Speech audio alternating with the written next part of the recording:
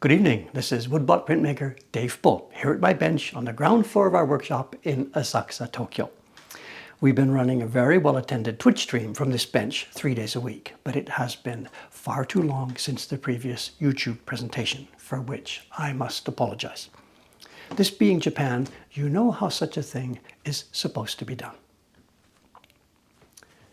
I respectfully ask for your forgiveness. Now, if we're now cleared for takeoff, let's get to it. My presentation today, part of which is going to take us across to the other side of the country, is about washi, the paper we use for our printmaking. Now, many of you perhaps already know this next part, but for the benefit of those who haven't learned this yet, I want to mention that the word washi is made up of two characters. Wa, referring to Japan itself or Japaneseness, and shi, the character meaning paper, pronounced kami if it were by itself. Now, when we speak English with Japanese words mixed in, we sometimes end up with constructions like, this is a piece of washi paper. Using the word washi as an adjective like that is actually the most clearly understandable way to communicate the concept, so it's okay. But now that all of you know the inherent meaning of the word, washi, Japanese paper, for the rest of this presentation, I'll be using it as a noun. This is a piece of washi. And a very nice piece it is, too. Now, of course, nothing can be more fundamental to our work as printmakers than the paper itself. Just as in the West, where many different types of paper exist, there has been a bewildering variety of washi produced in Japan over the years. I've been collecting books and samples of all kinds of washi for quite a while, and I've only scratched the surface. It's a massive field, and over the years, a huge amount of research on washi history and production has been done. Now, my own interest is, of course, washi for use in printmaking, and when we start to look into this field, we run straight away into some absolutely stunning facts. I've got a bunch of props ready for the presentation today. Some of them are original prints, and some of them are just copies. You can guess which this first one is, of course. It's an etching, a copy of a Rembrandt etching from about 1649. Why am I showing you this? Because it's made on washi, which was being imported into Europe in his time via the Dutch trading post near Nagasaki. Now, it turns out that Rembrandt was a huge fan of Japanese paper and used it almost exclusively through the last decades of his life. Now, we've all heard the stories about how European artists were blown away when they first saw Japanese prints and about the huge influence Japanese work had on European culture, but we need to hit the pause button here because that's a different story. A famous Hiroshige design. Van Gogh had an original one of these, but this is more than 200 years in the future for Rembrandt. You know this one, Hokusai. Rembrandt knew nothing of this. It's 180 years down the road. Let's try moving back in time through the ukiyo-e period. Here's an Utamaru Beauty, more than 140 years after that Rembrandt picture we saw. Let's go back. Harunobu, this is the beginning of full color printing. It must be about the 1760s or so. Still 110 years in the future. Going back, this is Toshinobu. This is before color printing was invented. It's printed in black and the color is painted by hand. 70 years in Rembrandt's future. Okay, let's get right back to the beginning of ukiyo-e. This is Moronobu. We can't get back much farther than this. Only black color printing hasn't even been invented. It's still decades in the future from Rembrandt when he made prints like the one I showed you. Do you get this? Rembrandt was using Japanese paper for his printmaking before the Japanese were. Even before Japanese ukiyo-e even existed. I think I need a drink. Can you imagine the practical difficulties for him in this? The trade agents at Nagasaki must have loaded randomish bales of paper among the other trade goods leaving the country.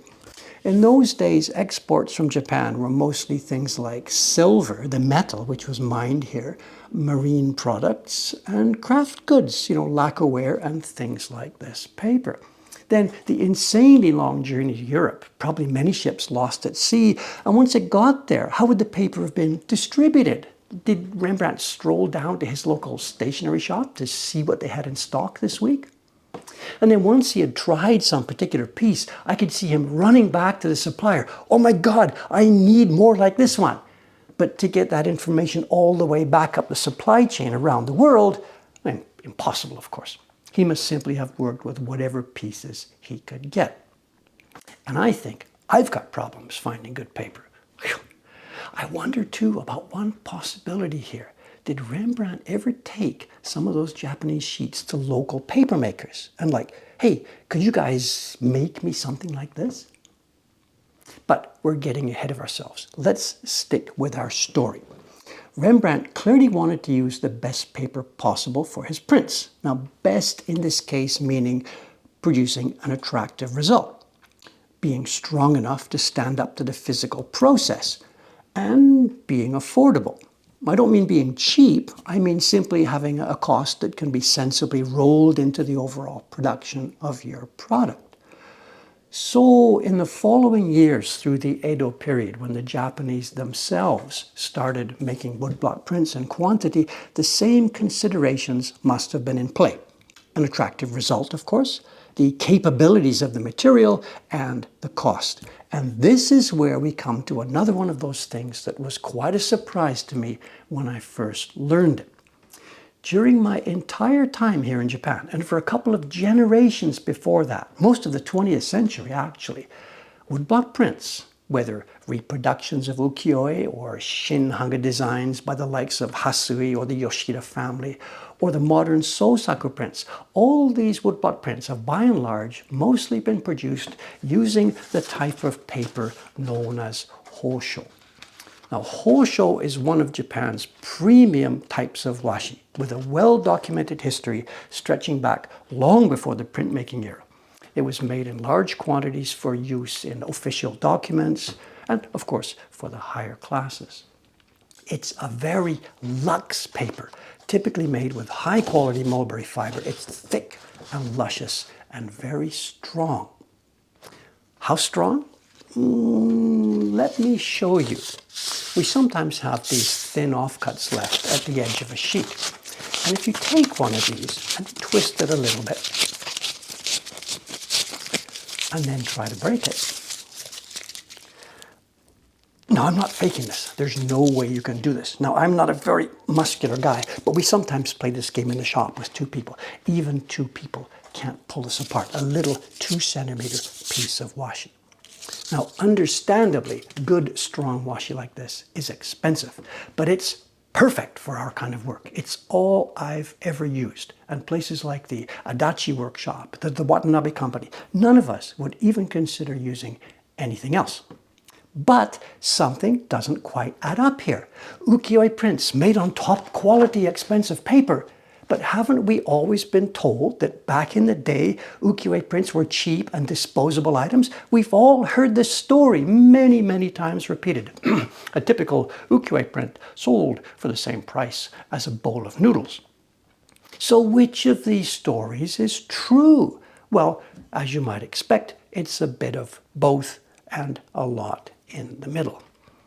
Now, I unfortunately don't have easy access to the collections in the back room of the British Museum to show you examples one by one, but I do have bits and pieces in my own small collection that I can use to illustrate some of the points here.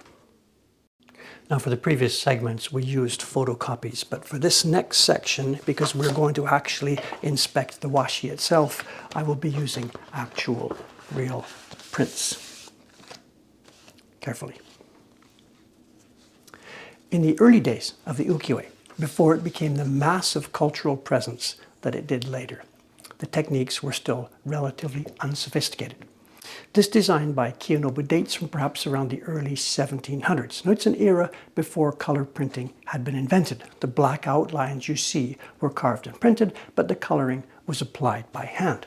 Now, because there was no repeated rubbing and related abuse happening to the sheet, a wider variety of papers could be used. This one is really quite thin and has quite a lot of bark scraps and clumps of fiber. It has nowhere near the strength and depth of hōsho. But for this type of work, that didn't matter. Now, as ukiyo-e developed, printing with multiple colors came into being. This is a Harunobu design. Bit of a side quest here. I think this one is a forgery, probably from the late Meiji era. Now, I use the term forgery rather than reproduction because I believe there was an intent to deceive. It's printed on paper that gives every appearance of being from Harunobu's time, the 1760s or thereabouts. It's got deep horizontal chain lines at the narrow spacing common in his era. It seems to have been distressed, rolled up this way and then rolled up again the other way to give the paper a softer, antique look. But that level of aging doesn't quite jibe with the fairly rich indigo colorant, which I think would have faded more than it has here if this really were from the 1760s. It's fun that the Met in New York also owns one of these, and it is clear from studying the high-resolution images they provide that our two prints were indeed made from the same block set. They don't mention anything about being a forgery, though. Whatever. Anyway, to get back to our main theme, the reason I'm including this one is to demonstrate that Harunobu prints provide a clear example of ukiyo-e work done on high quality and expensive hōsho paper. They pretty much had to be. The paper was moistened at the beginning of the process and maintained that way all through the printing of multiple colors. The registration had to be perfectly tight. Hōsho paper is ready for this, with manageable levels of expansion and contraction. Colors here overlap each other in places. Hōsho has the depth and richness to allow undertones to show through. Prints like this must have been an absolute phenomenon in their day, and they were referred to as nishiki-e, brocade pictures. It was the first time that printing on paper had been able to approach the rich palette that had been possible when weaving fabrics. And no way would they have sold for the price of a bowl of noodles. So did this then set the standard? Now that prints were being produced in full color, did the use of expensive hōsho paper become the norm? Well, no. The ukiyo-e genre exploded. There's absolutely no other word that comes even close to describing what happened through the 1700s. With the country at peace after centuries of conflict, trade and commerce flourished, the population expanded, children were educated, and the publishing of books and prints became one of the mainstays of the economy. Some research estimates on the quantity of prints published at the height of Edo culture, they put the number as something over 1 million sheets per year. And the range was correspondingly wide. Beautifully crafted and expensive products at one end, as we have just seen, and read it and toss it products at the other. Our next little sample, actor prints. They were, of course, a perfect example of the latter. Prints like this would have been issued simultaneously with some particular stage appearance and would have been purchased both as souvenirs by people who actually saw the play and by people who didn't have a chance to actually get inside the theater and see the real person. The paper, it's thin and poorly made. The end result is quite disposable. The biggest name all through Hiroshige in terms of volume of prints published, far and away the top-selling ukiyo-e designer of any era. To find a Hiroshige print from the old days made on a quality paper is next to impossible. The paper on this one, it's an embarrassment. For this kind of printmaking, it was all about volume. Slap them on the blocks, rub the color on, and blow them out the door. In contrast to that, we have the surimono prints. These are private productions, not intended for general sale. They're always usually found in good condition, well preserved, and the paper type is clear. This is hōsho. This particular one is by Totoyo Hokke, and it dates from the 1830s. The paper, of course, delicious, luxe, and tasty. The carving and printing is refined and delicate. We have embossed patterns. They've even used metallic pigments in places for extra effect. Bowl of noodles, give me a break. Not even close. Books, books, books, books. Uncountable quantities of books were published. The pages were done with the thinnest, flimsiest paper that would stand up to the pass of the printer's baron. But no, not every book was of that type. There were more artistic books published. This one, designed by Katsukawa Shunsho, is on a much thicker, high-quality paper. It's over 100 pages, multicolored. This would have been a very expensive production. Incidentally, I guess this is perhaps the oldest book I own. It's from 1774, which makes it 250 years old. Moving on into the Meiji period, actor prints again were a mainstay of the print production. Massive, massive numbers of these being published.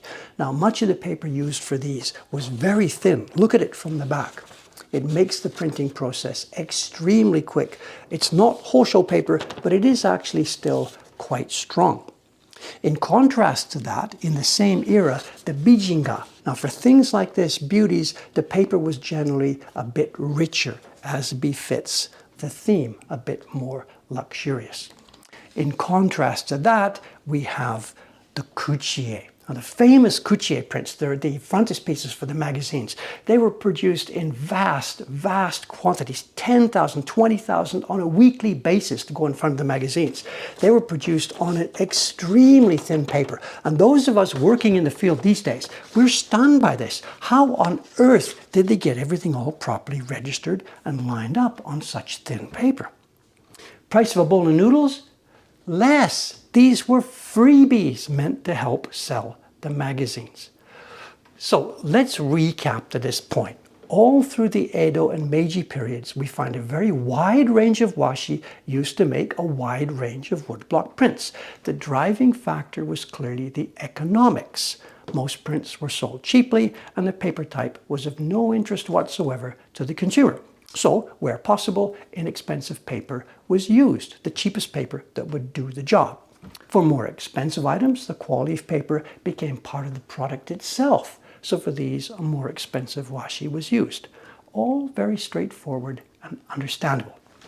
But it is here, at the turn of this 20th century, as we move into the Taisho period, that the plot thickens.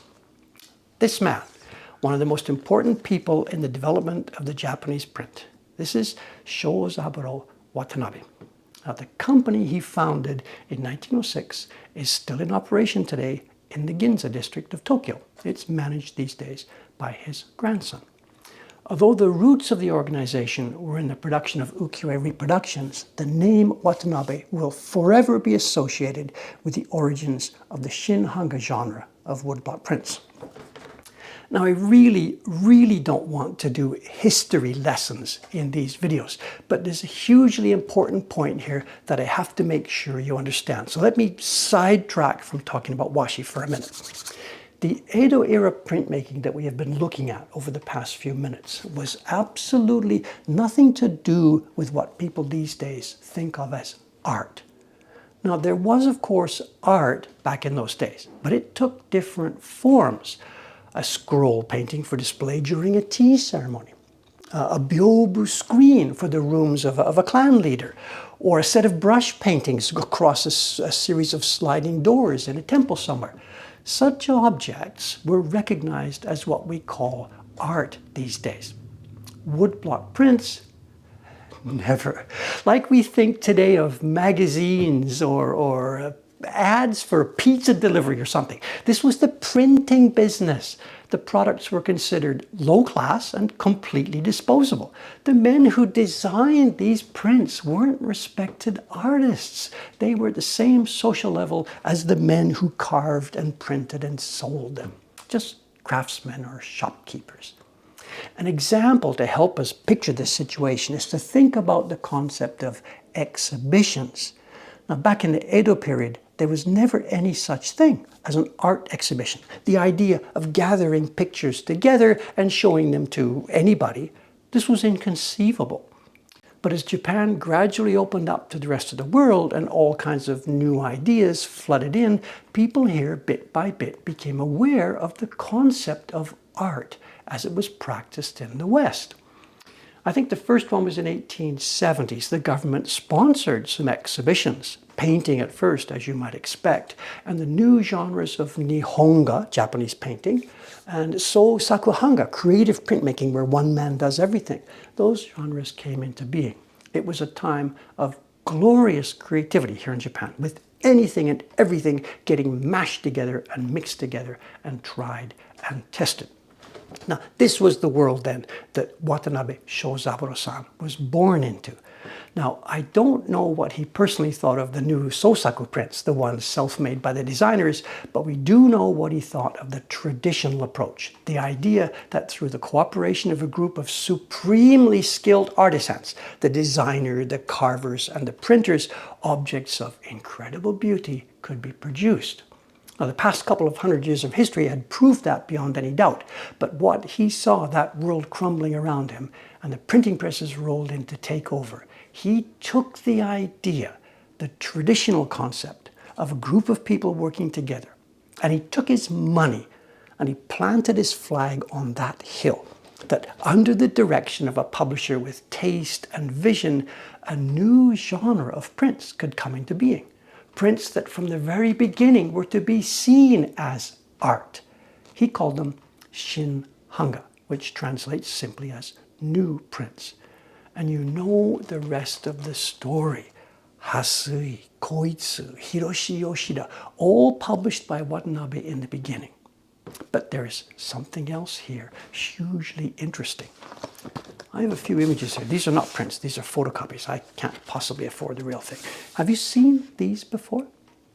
This is 1916 Watanabe prints. These are by Charles Bartlett, an Englishman who happened to be in Japan at the time and who collaborated with Watanabe, providing designs for some of Watanabe's earliest experiments in the shin-hanga genre. This was years before Yoshida's first shin-hanga print with Watanabe, years before Hasui. Man, I tell you, these foreigners have got to stop meddling in this Japanese art business. There absolutely no good will come of it. But I have got to get this train back on the main track. We are supposed to be focusing on the washi. Now, when it came time for Watanabe-san to decide on the washi for his new prints, there really wasn't much to decide. It had to be high quality, thick and rich hōsho. The work demanded it. The prints have endless layers of overprinting and they require deep and rich impressions. There simply isn't any other type of washi in this entire country that is suitable. The high cost? It was trivial for him. The market for his shin-hanga prints was, for the most part, Westerners. Japan at that time was still basically a third world country, and with Westerners thinking and paying with dollars, and Watanabe-san's cost all being in very cheap yen, it simply wasn't an issue. Hōsho was the obvious choice. Now, in an interesting twist though, in the middle of all this modernization and internationalization of Japanese society, the way that the old ukiyo-e was perceived, remember, I emphasized the junk status as printed matter. The old ukiyo-e was also swept up in these changes. You all know that part of the story. We alluded to it earlier. As the old prints became familiar and understood by the rest of the world, they also posthumously came to be seen as art. Hiroshige and Hokusai and their compatriots could never in a million years have foreseen such a thing, that their work would become a hugely respected and internationally recognized art form, that their prints would hang in museums in world capitals. Inconceivable. This man, the picture here, now stepped to the plate. This is Toyohisa Adachi, who in the 1920s began supervising and publishing reproductions of ukiyo-e prints. And he brought to his work the same ethic that Watanabe-san across town was bringing to his, an absolutely uncompromising perfection. Was the world going to look at Japanese ukiyo-e as fine art? Well then, he and his team would show them just how fine it could be. This is one of my most treasured possessions. one of Adachi-san's earliest productions, a reproduction of an old Utamaro bijinga. Now I can show you the thing in this video. I can tell you in words how well made it is. But to hold this and to feel it, the indescribable quality of this print, now just around 100 years old, the hōsho paper softened and toned by the passage of those years. This sheet is at its absolute prime. I passed my prime a couple of decades ago. This print is just arriving. And it is here, in this incredible object, that we have the answer to that paradox that I mentioned a while back. The fact that all of us these days are using hōsho paper for our ukiyo-e reproductions, when in the old days it was much more common for cheaper paper to be used. There is simply no other way to go. Japanese woodblock prints are no longer being made to be tossed aside. They are being made with respect. Classic reproductions from, get these organized here, classic reproductions from the current Adachi. Takamizawa, when they were still active. Mokuhankan. Shinhanga prints. I have to be careful with these. These are originals. Shinhanga prints from Watanabe. The Doi-hanga company. Yu-yu-do when they were at their peak back in the 1970s. And then modern, new, interesting designs.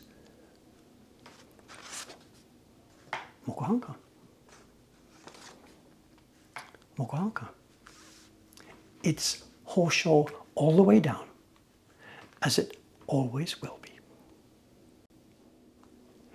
Okay, that was the introduction to today's video presentation. Now let's get to the meat, the here and the now. What is the current situation with papermaking, and specifically the making of hōsho paper for printmakers?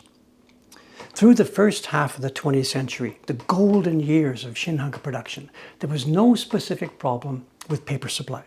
With many publishers active making quality prints, there was of course a strong supply chain behind them, ready to provide what they needed. Hōsho was a specialty of the areas known as Echizen and Kaga, now Fukui and southern Ishikawa prefectures. It was made with mulberry fiber grown locally, and any number of workshops, family operations for the most part, were involved. The war years changed everything. Overseas markets for woodblock prints disappeared, as did the market from inbound tourism. And as the local economy gradually became more and more impacted, the market for such things as woodblock prints just evaporated. A great many of the craftsmen in the field left for the war, either as volunteers or conscripts. Ito-san, the carver I mentioned some years back in my Remembering a Carver video, was one such. He was sent to war and returned safely, but to a scene of incredible personal tragedy. Story for another day. The craftsmen making hōsho paper were extraordinarily impacted by the war in a very unusual way. In 1944, the Japanese military came up with the idea of sending airborne bombs across the Pacific Ocean to North America. They did this through the use of hydrogen balloons, under which were suspended control units, weights, and the bomb mechanisms. The connection with papermaking? Well, I've told you about the incredible toughness and durability of hōsho paper, and yes, you guessed it, those balloons, more than 9,000 of them, each 10 meters in diameter, were made from hundreds of sheets of hōsho paper, made by craftsmen and pasted together by teams of schoolgirls working in school gymnasiums. The balloon bomb story is incredible in its own right, and I'll put some links into the video description to help you find more information on it. Our paper supplier, Iwano Ichibe, was part of this. He was an elementary school student at the time and remembers being called to help the family with all the sudden activity. None of them, of course, knew exactly what the paper was going to be used for, only that they had to make a lot of it and as quickly as possible. One thing I am curious about with respect to the balloon incident, were the papermakers told to skip the chiritori stage, where they normally spend hour upon hour removing all the tiny specks of bark? I presume so, and I wonder if this might have given them some kind of hint about the use case for their paper. we'll never know this one. After the devastation of the war, it took quite some time, but traditional printmaking did come back. The first market to come to life was a demand from US military personnel stationed in Japan. The earliest example I have been able to find is a set of ukiyo-e reproductions produced by Toyohisa Adachi, dated 1946. The descriptive material is all in English. Now, the carved blocks, and possibly even the prints themselves, could have been stock carefully stored from the pre-war years, or perhaps they were new productions. It's not clear. Hiroshi Yoshida, having extensive pre-war experience with the US market, developed a major market in Japan among the officer class, holding demonstrations and sales events. The domestic market also began to recover to some extent, based on subscription sets of prints, targeted at such people as school teachers, doctors, and businessmen.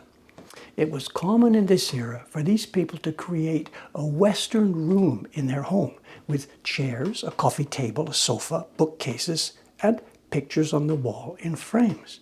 Now, none of those objects would appear in a tatami-matted Japanese room.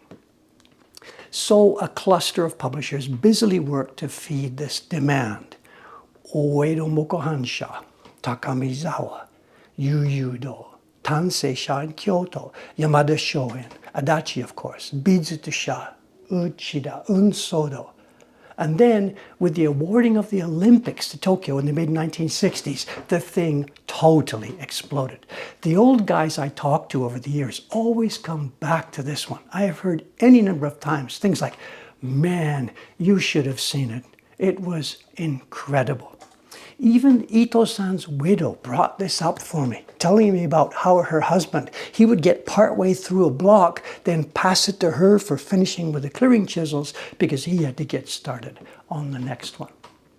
It was a golden age that continued through into the 1980s. The dollar was high, making woodblock prints incredibly cheap for tourists, and the domestic economy was vigorous, with many middle-class people purchasing sets of woodblock prints as part of a desire to learn more about their own history, those ukiyo-e prints that the rest of the world wouldn't stop talking about. Now, this demand made possible the production of what previously would have been considered out-of-reach projects. Massive, heavy collections of prints by all the famous big-name designers of the past. Sets of large prints, each one taking 100 or so blocks to produce. Special projects of all different types. It was truly a golden age. And then, almost in a blink, it was suddenly over. The Plaza Accord in September of 1985 spurred a major realignment of the world's currencies. The yen soared, and over the course of a year or so, the price of things in Japan doubled from the perspective of the visitors. That, incidentally, is just when I moved here in the summer of '86. Our carefully prepared savings had shrunk to only half the value we had planned for. Markets shrank. Publishers retrenched. That list of publishers I mentioned, Oedo Mokuhankan, gone. Takamizawa, gone. Tansei-sha, Yamada Shoin, gone. Bijuto-sha, gone. Yuyudo, they're still around, but a shadow of what they were. Uchida and Unsodo still seem to exist, but only as names, no longer doing print publishing. Adachi is still at it. They've become the dominant force in the reproduction market. You find their prints in museum shops everywhere. Now, with publishers disappearing one after the other, what became of the craftsmen?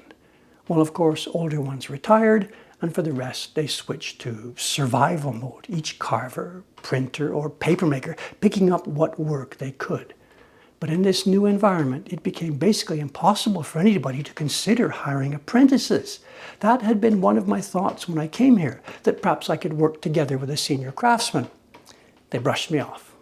They did let me join the Craftsmen's Association, the Tokyo Mokuhankan Koge Kumiai, but only with the clear understanding that they could not provide any work for me. For that, I would be on my own. So from the 1980s onward, for over a quarter of a century now, traditional printmaking here in Japan, the carvers, printers, papermakers, and other members of the supply chain all existed in a kind of survival mentality, each man simply hoping to scrape together enough work to get through his own career. Everybody had the same viewpoint. "Mo, it's over. Let's just quietly ride to the end of the line. Call it a day." And then this next part is actually a bit difficult for me to talk about because I am far from being able to see some of these events objectively. Let me just try to put down some of the things that happened, and it'll have to be the work of some later explainer to see this more clearly than I can. And then, in the summer and autumn of 2012, a couple of things happened. Earlier that year, I had received an email from a young illustrator in the US entitled "A Crazy Idea." He introduced himself and went on. "I had an idea to team up with you and sell a woodblock print. Here's my idea. A print featuring a pitched battle between samurai and demons, kind of a gothic thing like Kuniyoshi or Yoshitoshi. Upon closer inspection, the viewer would realize that each character bears an uncanny resemblance to a classic Japanese video game character." Now, I have to admit that at first I wasn't overly excited about this proposal. I agreed to help him. This was Jed Henry, of course.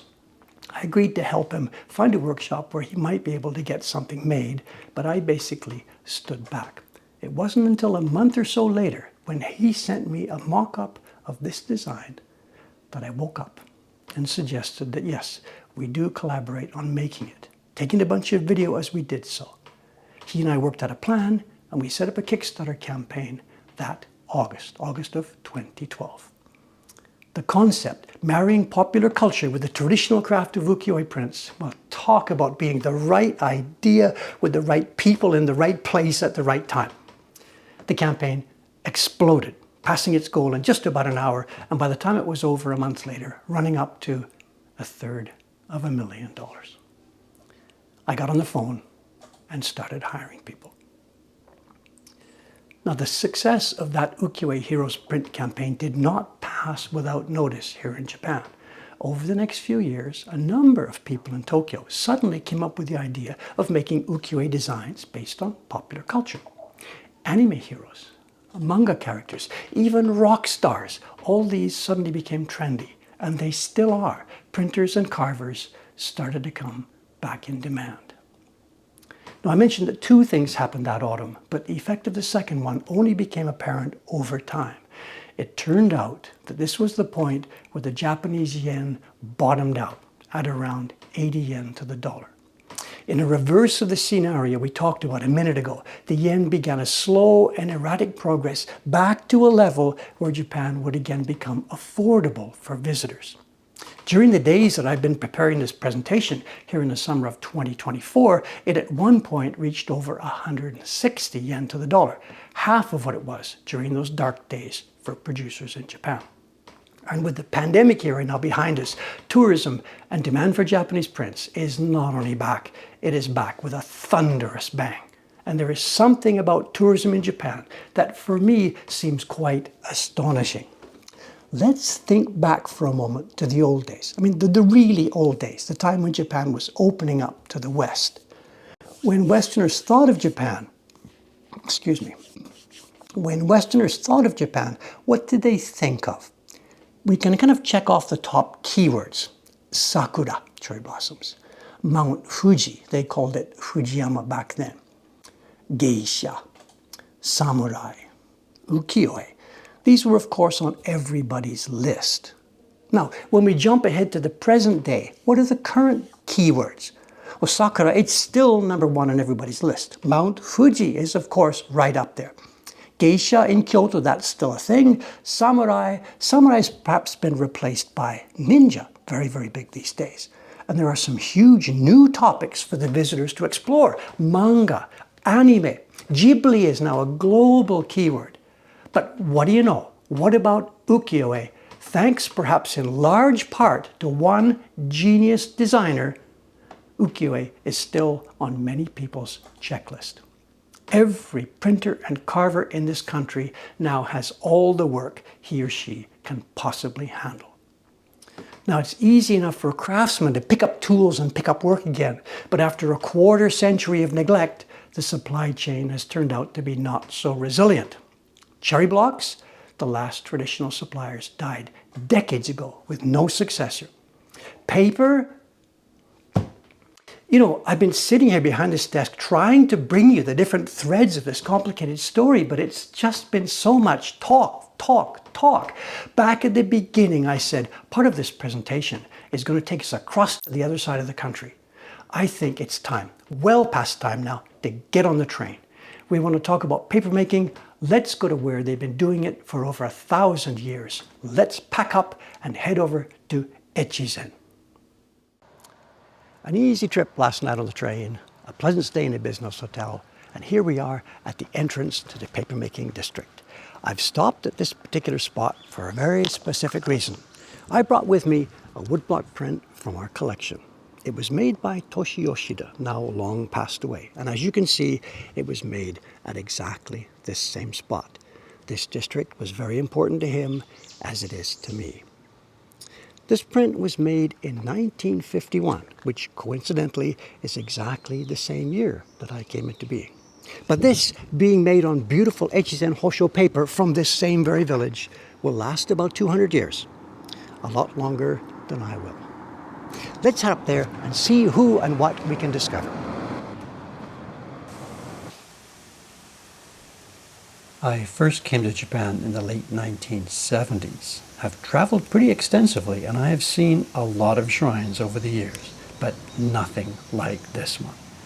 People here think that it is a very special shrine, of course, but I haven't had anybody able to explain to me just why it was built in such a unique style. It dates back well over 1,000 years. It's kind of the shrine of Theseus, of course, as they all are. Here in the shade of this mountainside, it's quite damp for much of the year.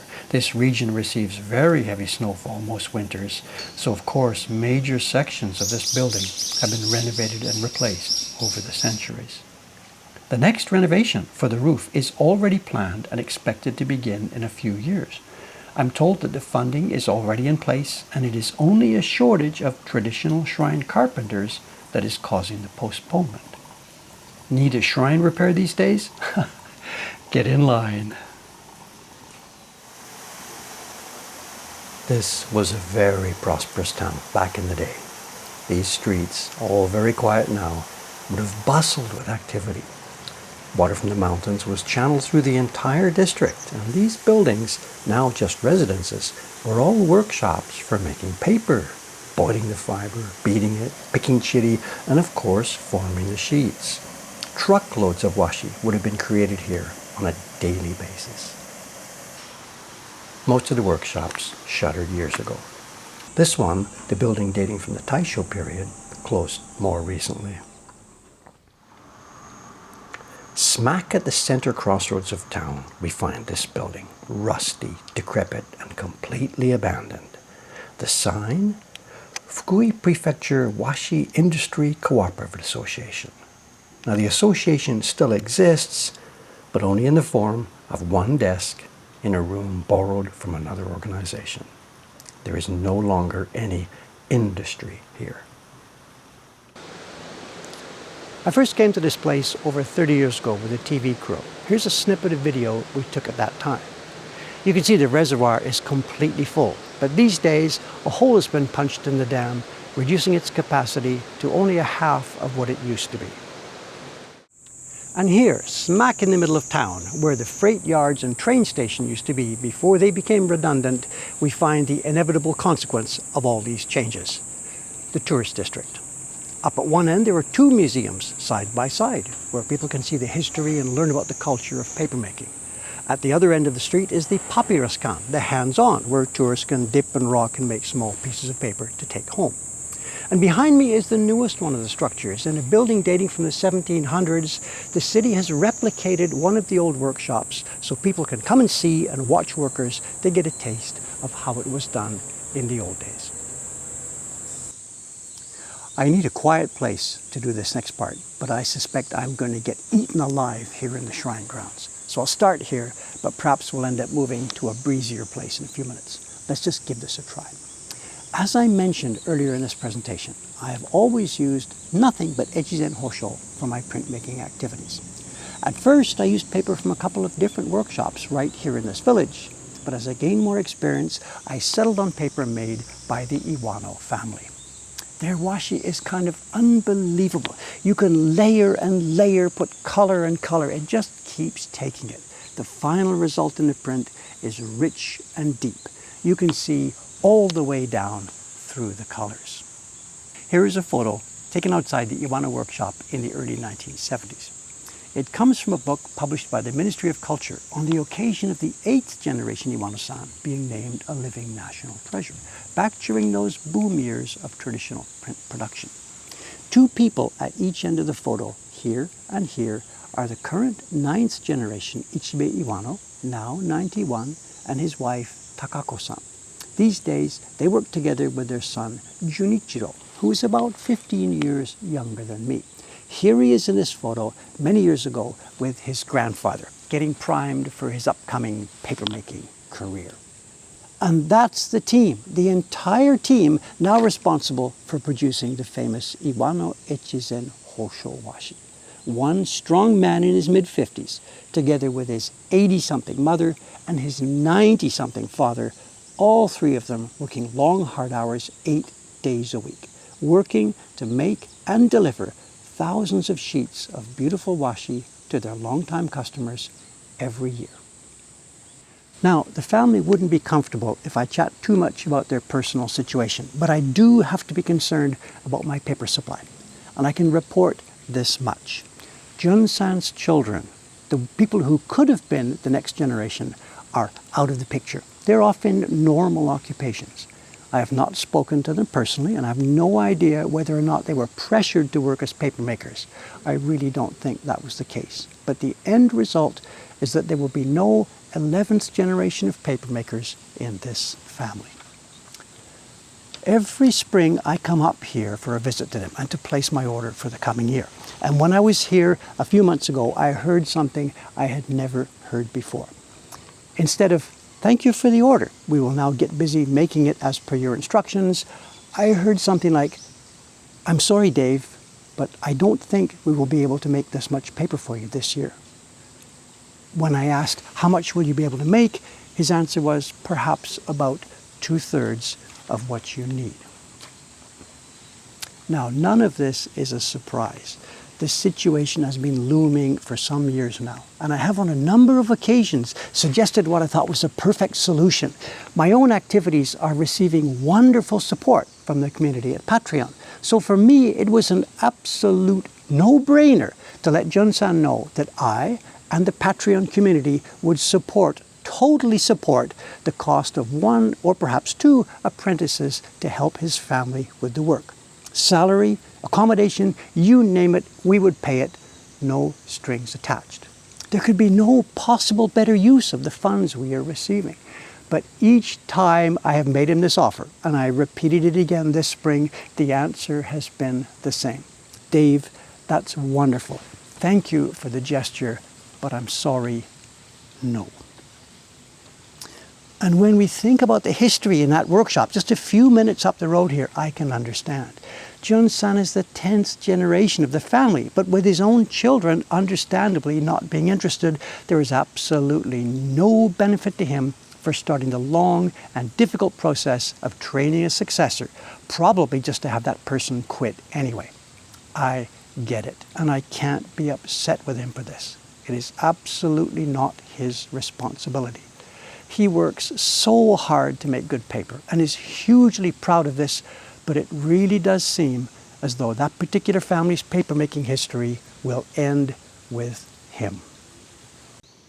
Okay, then where do I go from here?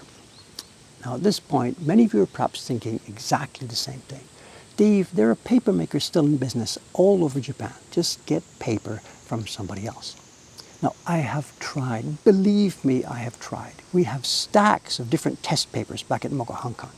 Sekishu Banshi, Mino paper, Kurodani Washi. We've got papers from Kochi Prefecture, just all over the place. But nobody, and I mean nobody, makes paper like the Iwano hōsho. And it isn't just me who thinks like this. Adachi, Watanabe, the Craftsmen's Association, anybody making traditional Japanese prints, we're all in the same boat. Part of the problem stems from that time back in the 1970s when the 8th generation Iwano-san was nominated a living national treasure. The publishers of the day, and myself later, were eager to add that designation to their woodblock prints made on paper from a living national treasure. So they and I directed the bulk of our business to the Iwano family.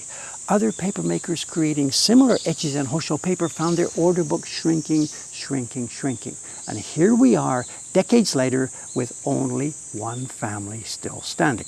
That's why Jun-san wasn't able to accept my full order. There is still so much demand for his paper. Desperate demand. Is this getting a bit paradoxical or what? But surely it's right there in that word demand. Isn't it there that we should be able to find the way forward? Let's head back down into town. There's somebody down there that I really want you to meet.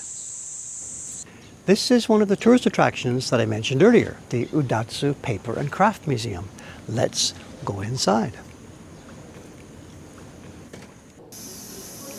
They have the usual things you find in such a museum. Displays of old tools, materials, historical photos of the process. If that were all they had, it would be pretty dry. But although this is not an actual paper-making factory, they do have a complete workshop created here as a kind of demonstration corner where visitors can watch the most visibly interesting part of the process, rocking the paper. I remember standing here on this platform one day some years back. I was in town to visit the Iwano family, and Ichibe-san had brought me down from their workshop to a restaurant nearby here so we could have lunch.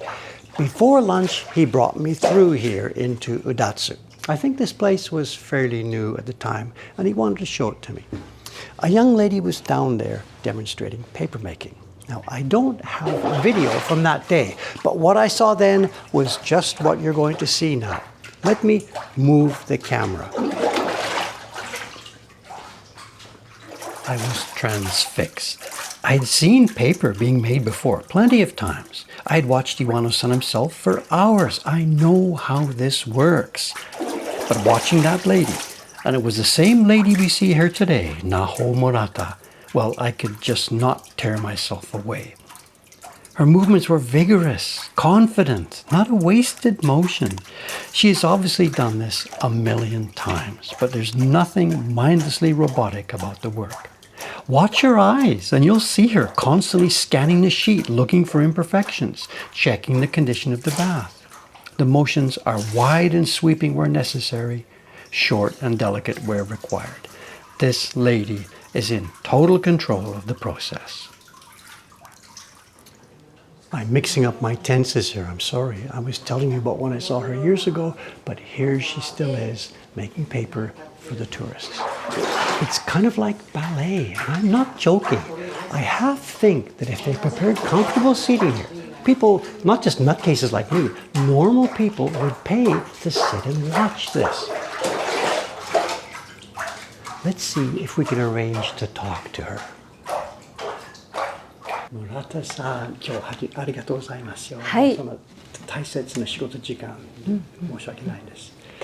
覚えてましょう。5、6、7年前、一兵衛さんと一緒にここまで来た時でしょ。お客さんの台から下見て、Murataさんが紙すくいやったんですけど、一兵衛さんがもうレストラン行きましょう。レストラン、彼がお腹空いたかわからないんですが、僕はいいです、お昼は後ですが、この方見たいです。この仕事ずっと見たいんですよ。5、6、7年前かな。覚えてます。覚えてますか？覚えてます。じゃあどの考えですか？どの考え？だから変な人が。すごい日本語が話せるヒゲのヒゲの人がすごく質問とずっと見ているっていう。変な質問ばっかりかな。本当にごめんね。仕事の間にすごい邪魔になったかもしれない。いやでもずっと見ていたのは覚えてます。興味あったよ本当に。まあ、僕も職人とも言いますよ。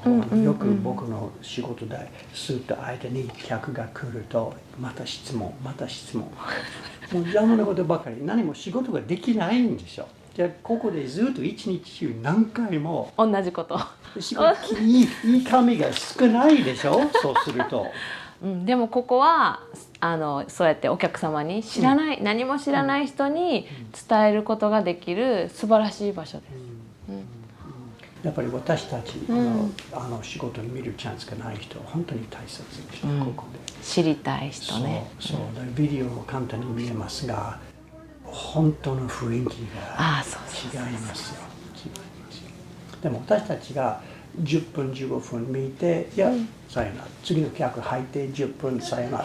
でも職人が朝からでしょ、もうずっと。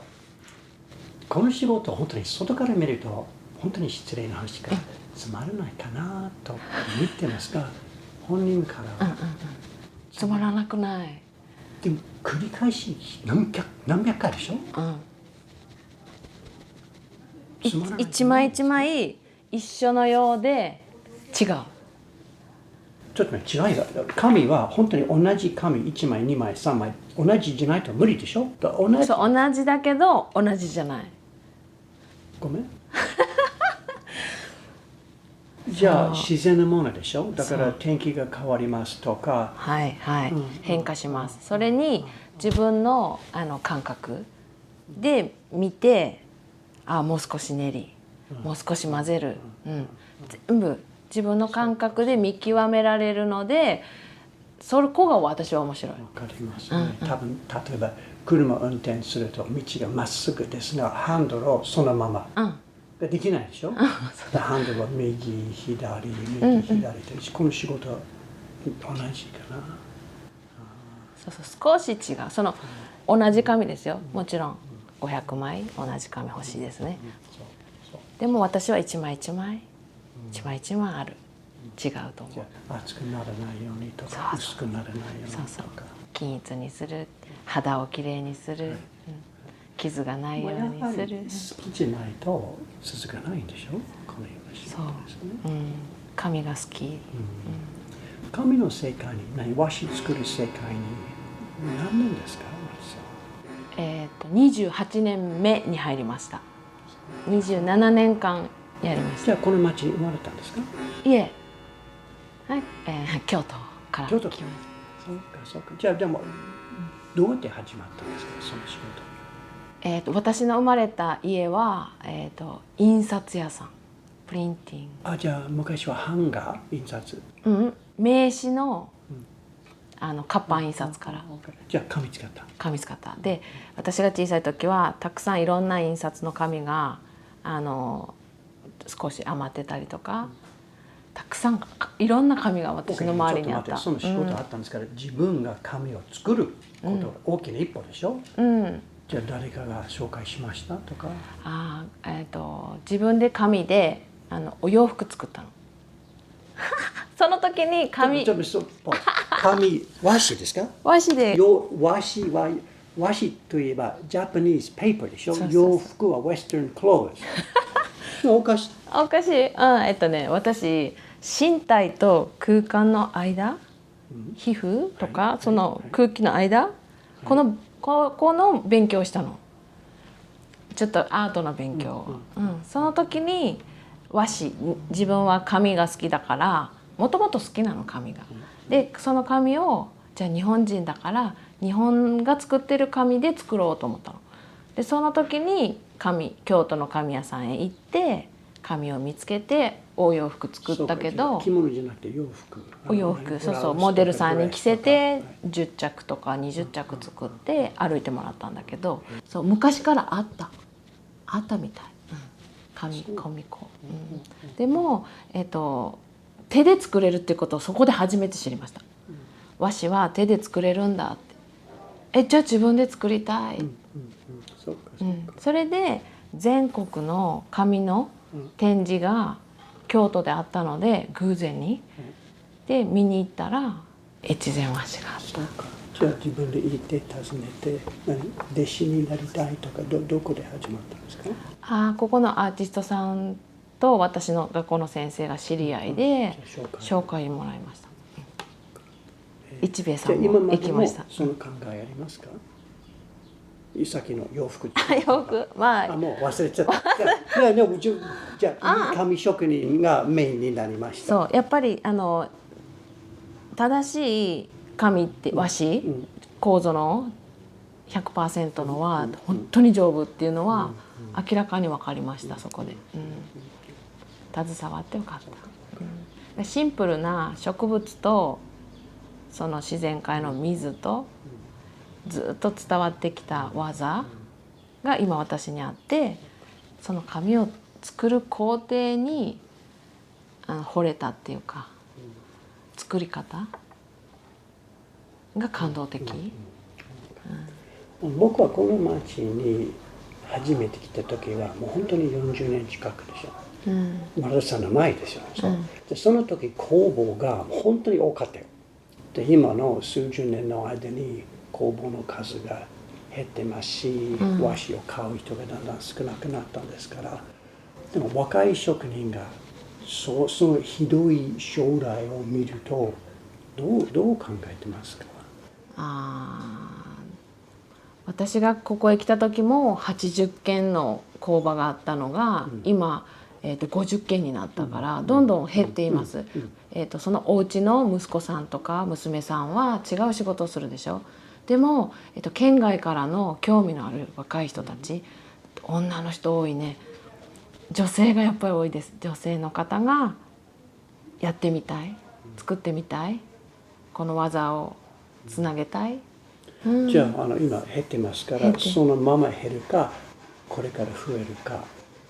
もうキープしたいですけど難しいから。でも私は代々このうちの生まれとかこの辺りに住んでいたわけではないけれども、技はつなげたいと思っているので、増やしたい。やっぱり工房が減らしたものはやっぱりなぜか、客がいないんですね。でこの国の中に手作り和紙を使う人がだんだん少なくなったんです。ですが代わりにもうここで3ヶ月前ですから海外からの木版画作る人たちの集まりがあったんですね。じゃあそうすると海外からのニーズがあれば、その人たちに話すチャンスあったんですか？海外からのでやっぱここで合宿のようなその、ワークショップみたいなのがあるので、紙も作る、紙を見る、で紙を作っているメーカーさんと直接会うことができるから、今までにない創作版画している人たちは新しい紙に出会うことができている。じゃあそうすると将来が見えるか明るくなるか、でもとりあえず見えますね。見える、じゃあ新しいお客さんがね。じゃあ僕が村田さんと比べると結構年ですね。だから僕が2つ考えありますから、一つは自分の人生最後まで紙作る人がいるかどうか。今は OK、村田さんたちとか岩野さんたちが僕より若い。I'm OK。僕は OK ですが、僕が作った会社、Mokuhankanとか、あそこで若い彫り師、すり師、村田さんより若い職人でしょ。あの人たちがちょっと心配してますよ。ずっといい紙作る職人が本当にこれからずっとやってますかと心配してますよ。ありがたい。使っていただきたいですね。Okay. じゃあこれから何て言いますか、2人で明るい将来へ行きましょうか。はい。明るいです。明るいです。はい。OK。じゃあ本当にごめん、迷惑になったんですけど申し訳ない、邪魔になって。いえ全然大丈夫です。ありがとう。Thank you. Back in Asakusa at Command Central for Mokuhankan, here I sit and think about all these things. I hear from printmaking friends around the world that their largest frustration is paper supply. They get a bit of paper here, then a bit of paper here. But when they find one that they like and try and get some more, the next batch turns out to be something completely different. Then my own situation, And we're okay just now with the wonderful Iwano paper still coming through. But as you have heard, that future has certainly become more cloudy than before. I brought back some washi made by Murata-san during her demonstration sessions at the Udatsu Museum. And we put some into recent printing batches being done here. It's 100% pure mulberry fiber, domestically grown and formed in the same classical manner as other hōsho paper. It works well. One of these is made on her paper and one is made on Iwano paper. I doubt that you can tell the difference from where you sit.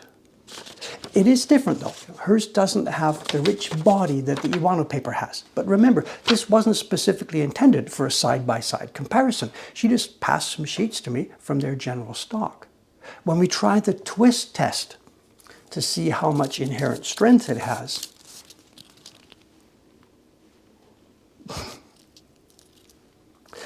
so I think you can perhaps see where this is heading. Before returning here to Asakusa, I sat down with Murata-san and her boss at Udatsu, Mr. Masao Shimizu. And here is what we are going to do. Over the next couple of months, working now into the autumn, working together with my feedback, they are going to decide on the specifications for some high quality, 100% mulberry paper, specifically designed for our kind of printmaking. Now, when I say our, I don't just mean us here at Mokuhankan, but people overseas making prints that make use of the Japanese methods. This project is not intended to clone Iwano-san's paper, and Murata-san is not a living national treasure, but she is very highly skilled at this, as well as being hugely motivated.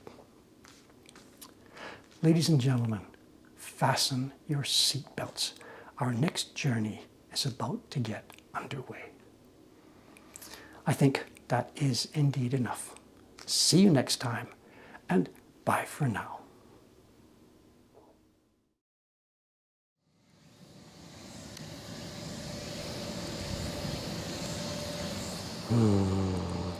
Hontouに中入りたいんですが。